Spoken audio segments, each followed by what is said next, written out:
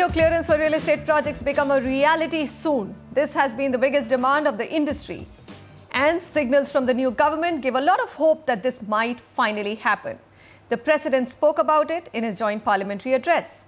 The Housing and Urban Development Ministry recognizes the urgent need to bring about this reform. And the one person who knows how this can be done is Dhanendra Kumar, Chairman Committee on Streamlining Approval Procedures for Real Estate Projects and former Chairman, Competition Commission of India.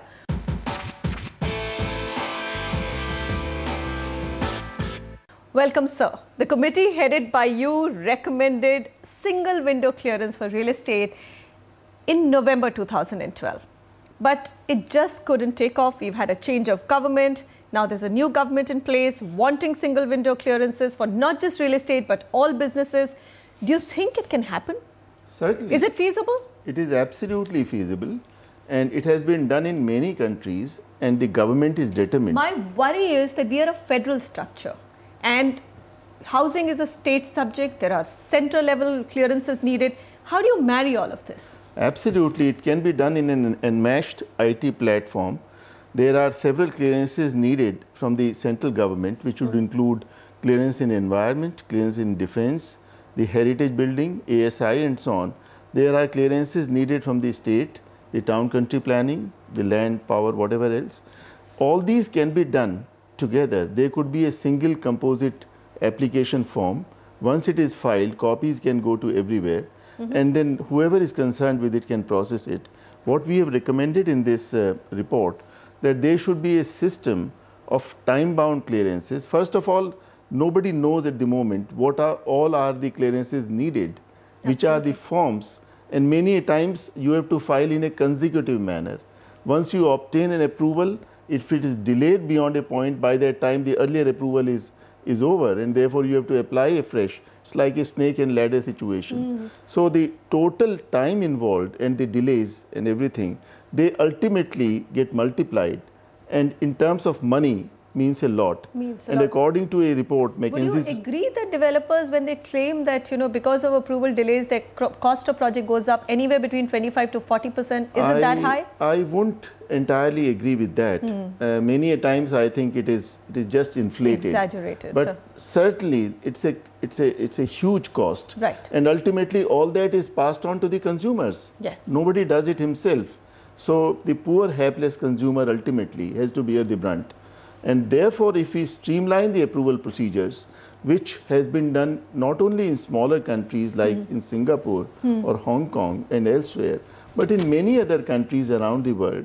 And in India, I'm sure, with the new government led by Mr. Modi and all the various initiatives which are being taken, and the President's address, as you rightly pointed out, a number of things have been mentioned.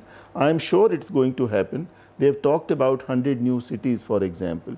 They have talked about the low-cost housing project.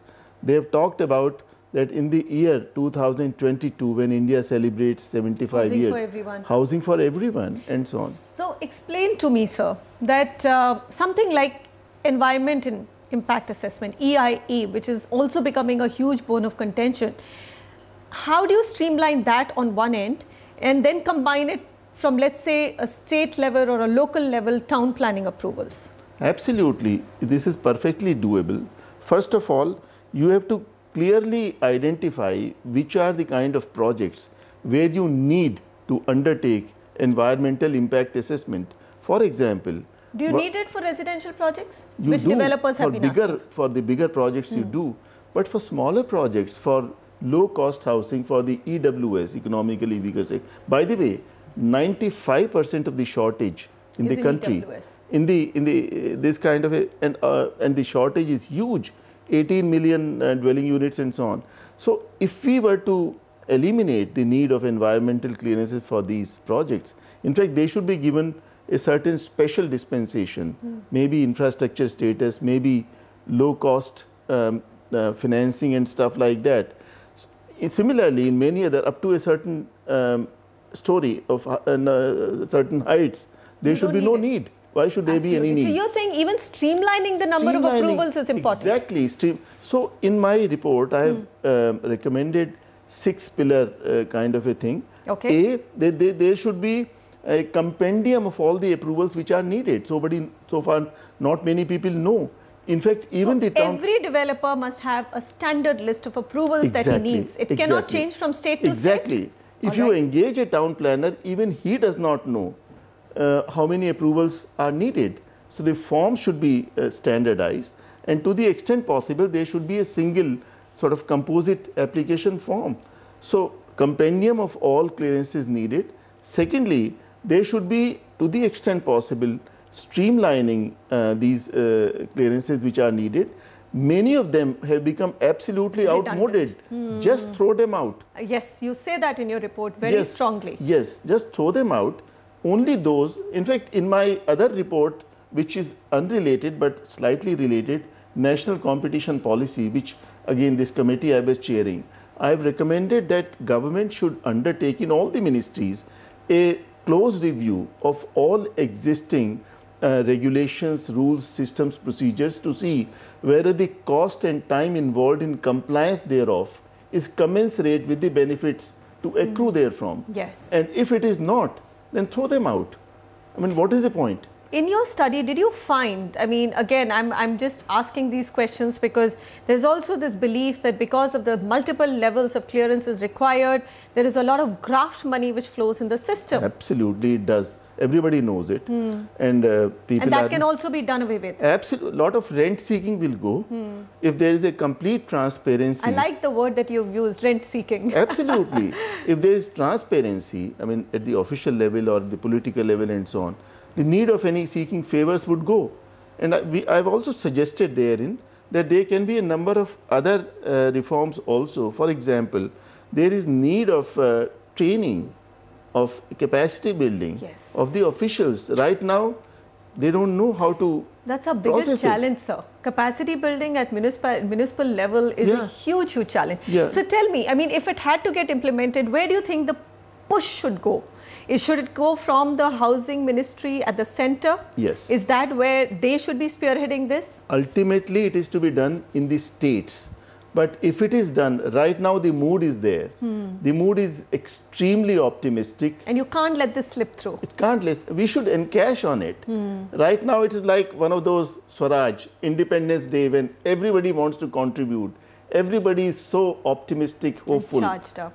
That we should do something. So why not encash on this present mood of optimism? So developers saying that it takes up to 1 year to get approvals. Your report says about 196 days. Wherein lies the truth? Well, it depends again from state to state. I was also executive director of the World Bank, by the way, before I joined as Chairman Competition Commission of India. And every year they conducted this report, the ease of doing business and so on. India always used to be 130, somewhere at the bottom. 133rd, 132nd out of 185.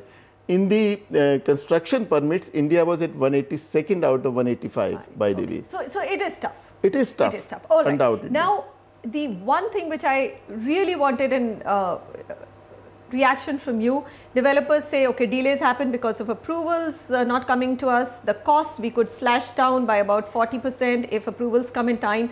But from a consumer point of view, do you think he will get the benefit? I mean, so far, and you've been part of Competition Commission of India, recently written a very, very interesting article in Financial Express, which talks about how one-sided the buyer-seller agreement is. And how do you change something like that? Very interesting question you have asked.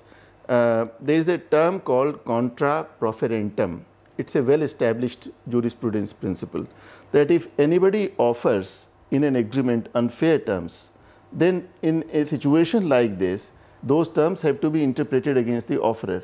Now, in these kind of situations, those terms are written in such minute and unreadable kind of a format that as a buyer, you may not be able to notice it, and you just go see a sample flat, you like it, you sign it. So should we not be giving developers single window clearance only on the condition that this part also gets sorted out? Absolutely. The CCI had drafted a model agreement for this on asking of Compad.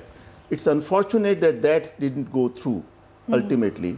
In this article which you have referred to, I have recommended that all the states in their terms of licenses to developers should ensure that this is mandated.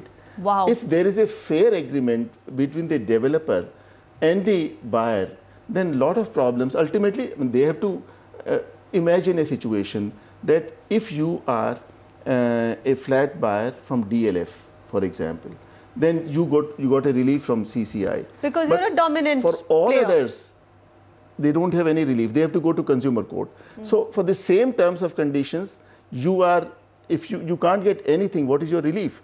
So what I have suggested, rather than having protracted litigation in the consumer court, let the states take it upon themselves that in the terms of licenses of the developers, these terms are built in. And this would be fair to everyone. And the real estate sector is such an important sector for the country. I'm glad in terms to hear you say that. Contribution to GDP, in terms of employment generation, and as the President's address says, 100 new cities and all that, it needs a big push. And the other factors which would be needed, as I said, capacity building, but also in terms of construction materials, the cement, the steel, and so on and so forth. So the list is long. Unfortunately, sir, we'll have to wrap it out here. But it's been so interesting to get you on the show and just have this entire 10 minutes dedicated to understanding what your perspective of real estate reforms is in the country. We hope to see more of you on the show, sir. Thank you so much. It's a pleasure to be here. My greetings to your audience. So that's the solution. Single window clearance should come. But here's Mr. Dhanendra Kumar saying that it cannot come without also implementing a model buyer-seller agreement and states making it incumbent before they give licenses for development to have buyer-seller agreements which are fair to both parties. Well, we keep hoping to bring you such interesting discussions and viewpoints.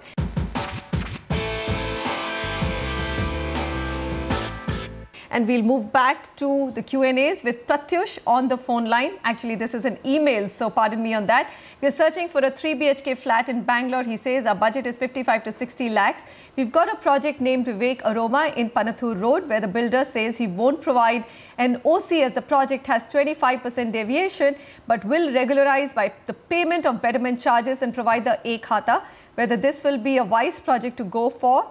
And can I get an OC later by paying penalty later? I'm telling you, this Bangalore and Sakrama scheme and regularizing post all the illegal construction happens is just not a good idea, Sameer. I completely agree with you. When you have other choices to make, and you can easily which has look at equally good projects at the same price points in similar locations. Why would you want to even take a chance and get into complications which then you will want to get out of sooner than later? So we've got 2 more recommendations from our side. We would recommend that you stay away from this project and look at 2 micro markets that we are recommending, which is one is Outer Ring Road and the other one is Varthur. Both micro markets are pretty decent in terms of price points. Also, if you look at the weighted average price, they're in line with the market of 3,550. Varthur is cheaper. Outer Ring Road, of course, is slightly more expensive now. It's around 4,400 rupees. But the inventory overhang over there is touched 24 odd months. And Varthur is still safer. On the price appreciation trends, 7 to 8% annualized price appreciation has been witnessed in both these micro markets. So it's pretty average, I would say, but you can look at 2 projects that are matching the budgets that you require, and these projects, for example, SLS Sapphire by SLS Builders. This project is located at Panathur Road, close to the Outer Ring Road, just 1.4 kilometers away. And this project is got ground plus floor, so low rise development over here. The advantage of this location is close to the Outer Ring Road and Whitefield by Varthur. So equally good project, and the developer is providing you a Khata, CC and OC, so safer bet. Mahana Heights in Varthur, this is in Gunjur by Mayana Properties. This project is also available with the developer. Total number of apartments there are 196. It's fully loaded with all modern amenities. The architect of the project is AZM Architects and is close to Whitefield and the Forum Value Mall.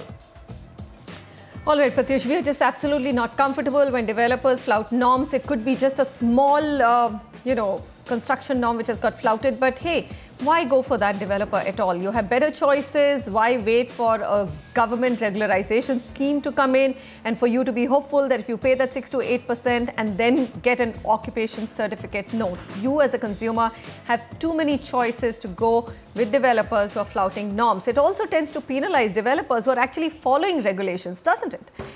Okay, Dharmendra Kumar Singh on the phone line with us. Dharmendra, hi, go ahead with your question. Hi, I have mainly out saying that I'm looking for investment at Ahmedabad, and my budget would be around 25 lakhs rupees. I feel that this market is still upcoming, and there's a good chance of investment for the future. First of all, your question is so interesting because yes, Ahmedabad city, which is very well laid out, and I like that budget, 25 lakh rupees. You know, that's a magical number for me. 25 to 30, if we can find houses for our viewers, it's great, isn't it? It feels so good, Samir. Surprisingly, there are two micro markets which offer you such great rates. Even one of them is offering under 2,000 rupees a square foot, which is unheard of. Nicole is that micro market where the weighted average price is 1950, and Chandkhera, which is a much more reputed micro market in Ahmedabad, is slightly higher at 2,600. These are mid-segment rates we are talking about. Although Nicole is a cheaper micro market, it has enough supply, 7,700 units and 24 months of inventory overhang. And the markets have witnessed a decent amount of appreciation because Ahmedabad doesn't appreciate that much, about 8% on an annualized basis for both Chandkhera and Nicole. And if you were to look at the recommendations from our side, they're all around 2,000 rupees a square foot except Chandkhera, which is... Really? 2,000 rupees a square foot? Yeah. Cost of construction now is 2,000 rupees a square foot. So it's lower than the weighted average price of the market. Podar Heights is the project we're referring to. It is Chandkhera, which is the hub of educational institutes and government offices like ONGC and Indian Oil, and Podar Builder is a reputed developer over there.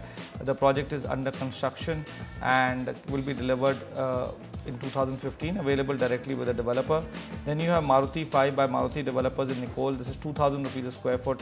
This is a small project but decent amenities, only 50 units here, but it's all fully approved by nationalized banks, so you can go ahead and look at this as well. Lastly, Naranda Aryan by Aryan Developers. This is also at 2,000 rupees a square foot. There's a fully approved project, bank loan available from nationalized banks, and project has basic amenities. Dharmendra, all the very best. So 3 projects, very well affordable, 25 lakhs, your budget. Seriously, I mean 2,250 rupees per square foot is a great price to buy in any tier 1 or tier 2 city of the country, simply because the cost of construction with inflation has gone up so much. On our way back, we're going to get you super affordable deals in Thane also, and believe me, we are most excited when we are able to find good homes which are rightly priced.